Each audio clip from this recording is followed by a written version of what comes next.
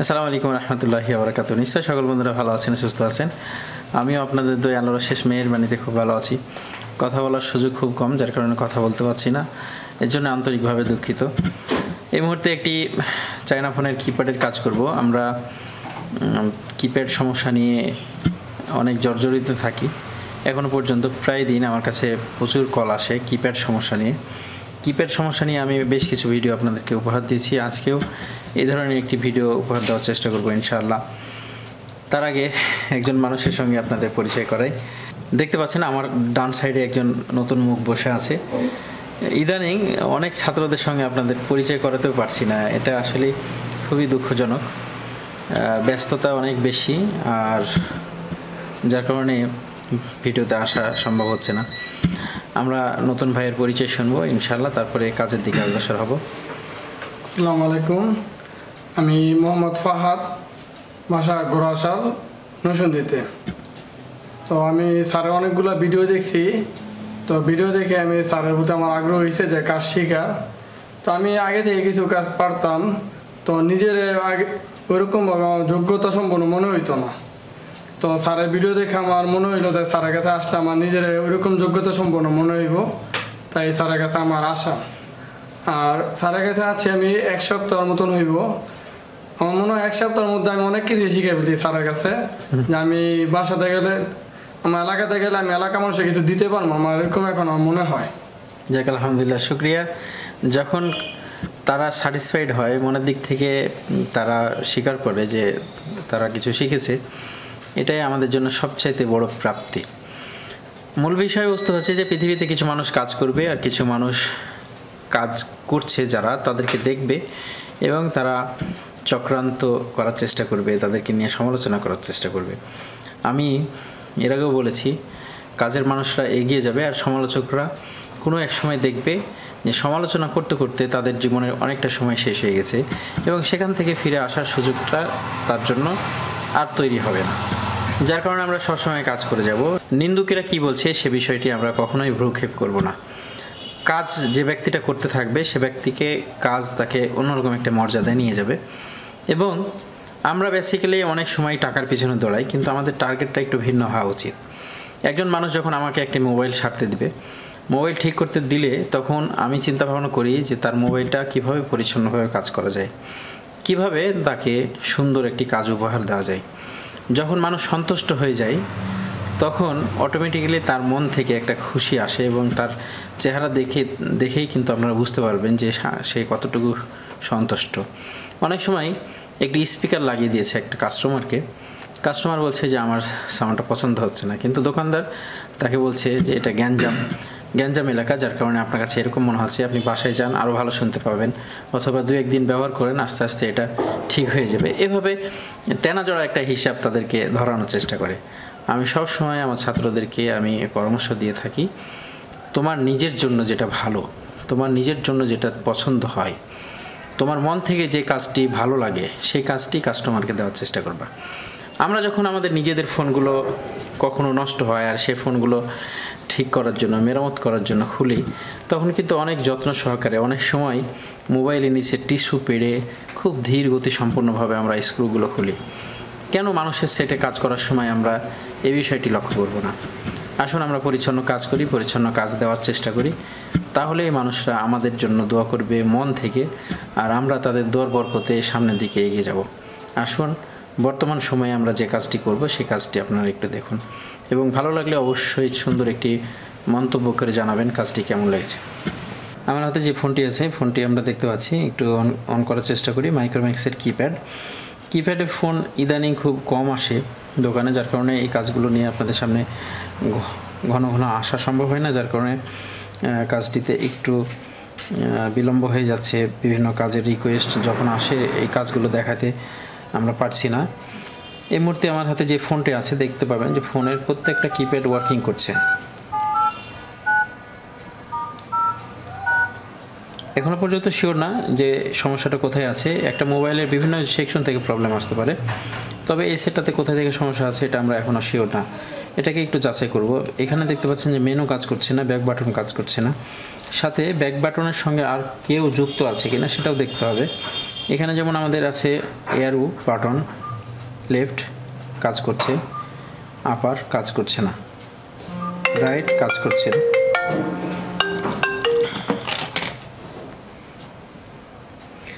সরাসরি কল ধরতে কষ্ট হয়, মিস কল আসছে ফোনে। বোরহান,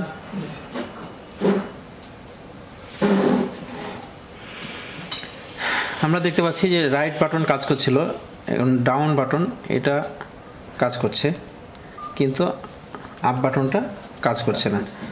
এখানে ব্যাক বাটন, মেনু বাটন, আপার বাটন। আচ্ছা, আমরা দেখে নিব প্রথমেই কল টেস্টিং করে যে আমাদের এখানে রিডিং আছে কিনা। তাহলে আমরা ব্যাটারিটা আগে রিমুভ করি, কারণ এখানে যে এলইডি লাইট জ্বলছে, লাইটে কিন্তু চোখে একটু প্রবলেম করবে। মিটার,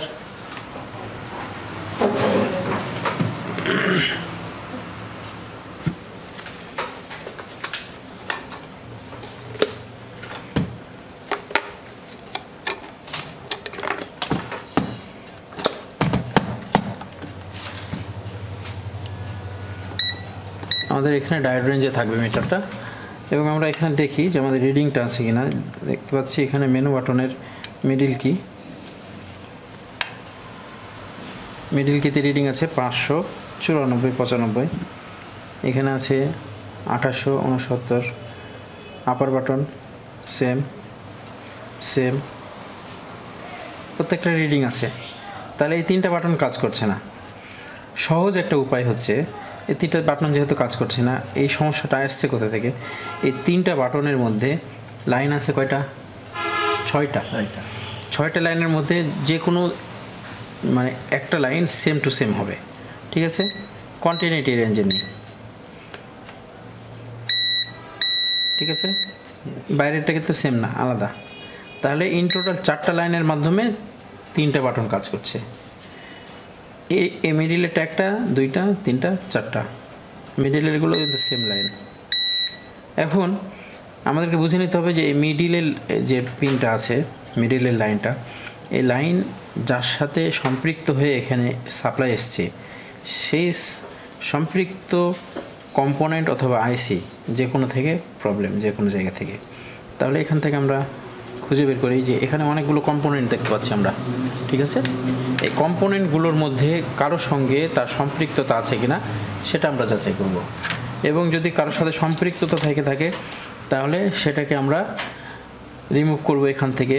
প্রয়োজন হলে চেঞ্জ করতে হবে, জাম্পার করার প্রয়োজন হতে পারে যদি রেজিস্টার হয়। আর যদি কোনো কম্পোনেন্ট না পাই তাহলে সরাসরি আমরা সিপিইউতে চলে যাব, কারণ এই সেটগুলো সিপিইউ কন্ট্রোলিং সেট, ঠিক আছে? মিটার কন্টিনিউটি রেঞ্জে আছে না? আচ্ছা, এখন মিডিল কির সঙ্গে আমরা সম্পর্ক এখানে খুঁজে দেখি কার সঙ্গে আমরা সম্পর্ক পাই।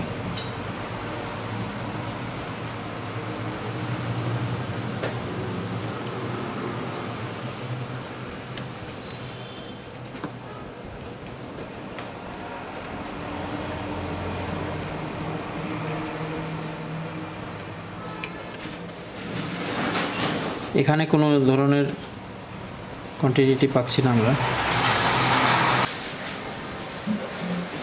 এখান থেকে দেখতে হবে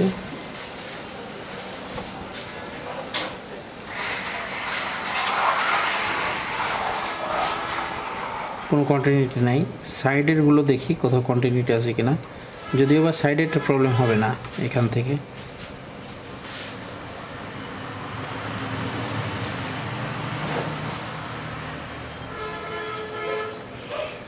যেহেতু এখানে আমরা কোনো সম্পৃক্ততা পাইনি, তার মানে এখান থেকে কোনো প্রবলেম নাই, আমাদেরকে ওই পারে যেতে হবে।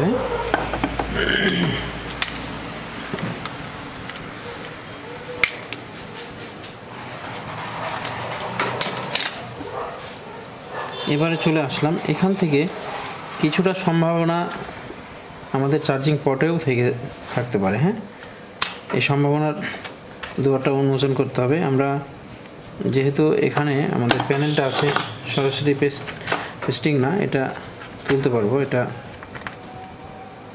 খাপ সিস্টেম করা আছে।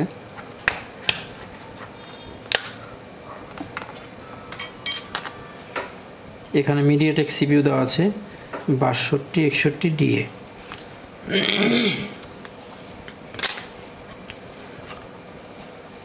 আমরা এই মুহূর্তে চার্জিং সকেটটাকে রিমুভ করি।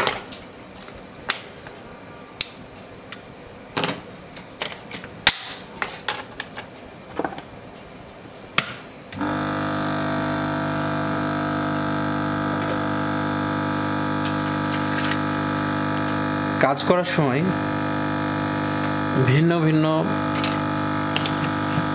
সিস্টেমে কাজ করতে হবে এবং একটা ফোনের একটা সেকশনে কয়টি জায়গা থেকে প্রবলেম আসতে পারে সে বিষয়েও কিন্তু ভালো ধারণা রাখতে হবে।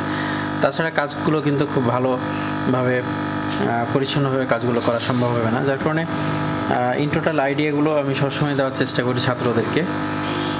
আমরা এই মুহূর্তে চার্জিং সকেটটাকে রিমুভ করব। রিমুভ করার পরে তারপরে অন্যান্য সেকশনের দিকে আগাবো।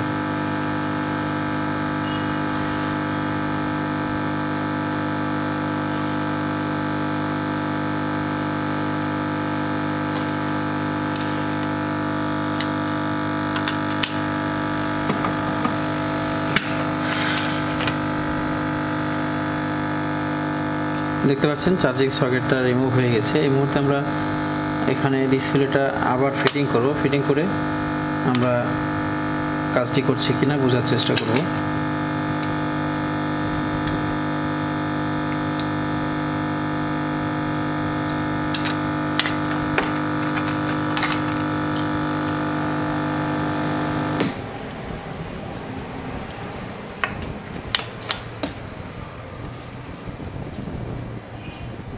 সেটা অন করি, পাওয়ার সাপ্লাই কানেক্ট করেছি আমরা।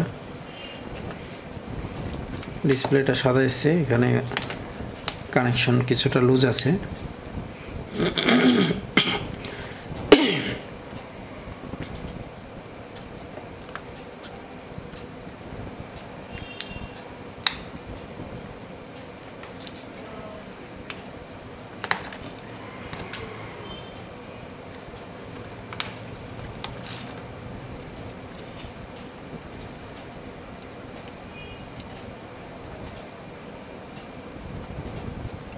মাইক্রোম্যাক্স লেখা এসছে।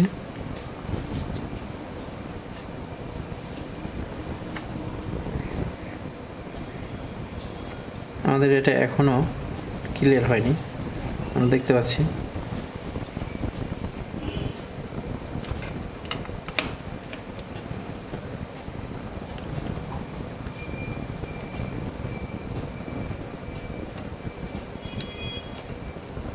এখনো মেনু বাটন কাজ করছে না। আমরা অন্যান্য বাটন 0 উল্টাপাল্টা করছি এখনো, কিন্তু এটা 0।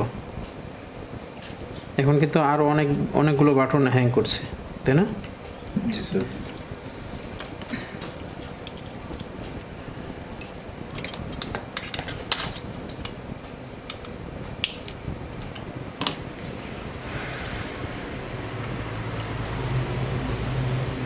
খাপটা তুলতে হবে আমাদেরকে, তাছাড়া এখানে রিহট করাটা একটু কষ্ট হবে।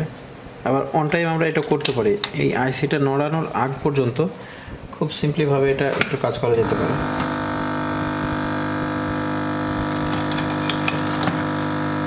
রজনটা দেখি।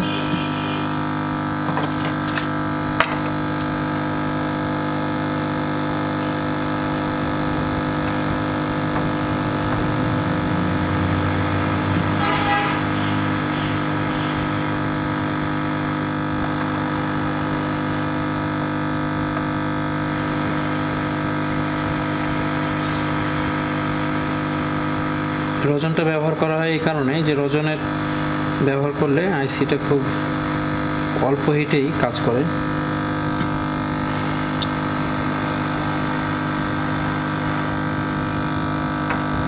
অনেক ছাত্ররা আসে আর বলে যে তাদের এলাকায় এরকম সুন্দর রজন পাওয়া যায় না। ভালো রজনগুলো চকলেটের মতো এবং কাচের মতো স্বচ্ছ হয়, পরিষ্কার হয় এবং এগুলো থেকে গন্ধ ধোঁয়া কম হয়।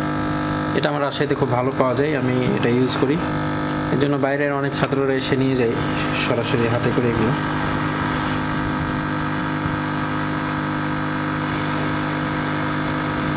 হটগানের বাতাস কমবে একটু।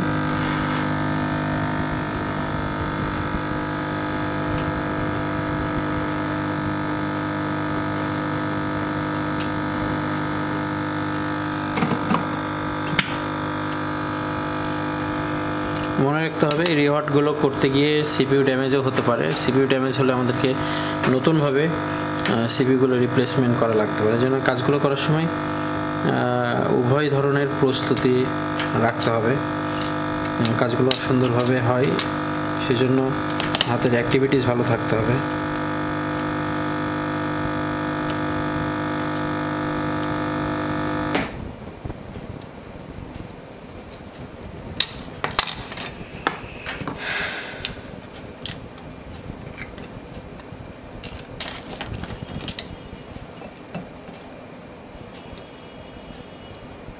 সেটা এখনো মরে নাই, জিন্দা আছে। অনেক গরম, মানুষকে এত হিট দিলে মনে হয় মানুষ মারা যেত। দেখতে পাচ্ছি যে আমাদের ব্যাক বাটন ওয়ার্কিং করছে, মেনু ওয়ার্কিং করছে। আমি শুরুতেই বলেছিলাম যে এটা সিপিইউ থেকে, কম্পোনেন্ট থেকে না হলে সিপিইউ থেকে সমস্যা হওয়ার সম্ভাবনা আছে, এবং সন্দেহ এড়ানোর জন্য আমরা এই চার্জিং সকেটটাকে তুলেছিলাম। কিন্তু চার্জিং সকেটের মূল বিষয়টা হচ্ছে যে চার্জিং সকেটে তখনই এই সমস্যাটা হবে যখন ফুললি সেটটা হ্যাং করবে। এখানে আমরা শুধুমাত্র একটা লাইন হ্যাং পাচ্ছিলাম। একটা লাইন হ্যাং করার ক্ষমতা একমাত্র সিপিইউ অথবা অর ওয়েজে যেসব কম্পোনেন্ট ব্যবহার হয় সেই কম্পোনেন্টগুলো থেকে হওয়ার সম্ভাবনা থাকে। আমরা স্টেপ বাই স্টেপ কাজ করব এবং সঠিক নিয়মের আওতায় কাজ করলে আমরা ইনশাল্লাহ সাকসেসফুলিভাবে কাজগুলো করতে পারবো। দেখি আমাদের এটা এখন ওয়ার্কিং করছে, এখনও অপশন ওয়ার্কিং করছে। বন্ধুরা, দেখানোর চেষ্টা করলাম ছোট্ট একটি কাজ, বড় কাজগুলো নিয়ে আসতে পারি না। অনেক সময় দেখা যায় যে একটি কাজ 1.5 ঘন্টা 2 ঘন্টা ধরে করছি, এত বড় একটা ভিডিও করা সম্ভব হয়ে ওঠে না। স্মার্টফোনের কাজগুলো এরকম অনেক সময় ধরে করতে হয়, যার কারণে সব কাজ আপনাদেরকে উপহার দিতে পারছি না, এবং আমাদের জগতেরও কিছু বিধিনিষেধ আছে, সব কিছু ভাইরাল করতে পারছি না। এই জন্য আন্তরিকভাবে দুঃখিত। কাজটি ভালো লাগলে অবশ্যই একটি সুন্দর মন্তব্য করে জানাবেন, এবং যেসব সুপার ফ্যানরা আছে এখানে দাঁড়িয়ে বসে সকলের জন্য দোয়া কামনায় শেষ করছি। আসসালামু আলাইকুম ওয়া রাহমাতুল্লাহি ওয়া বারাকাতুহু।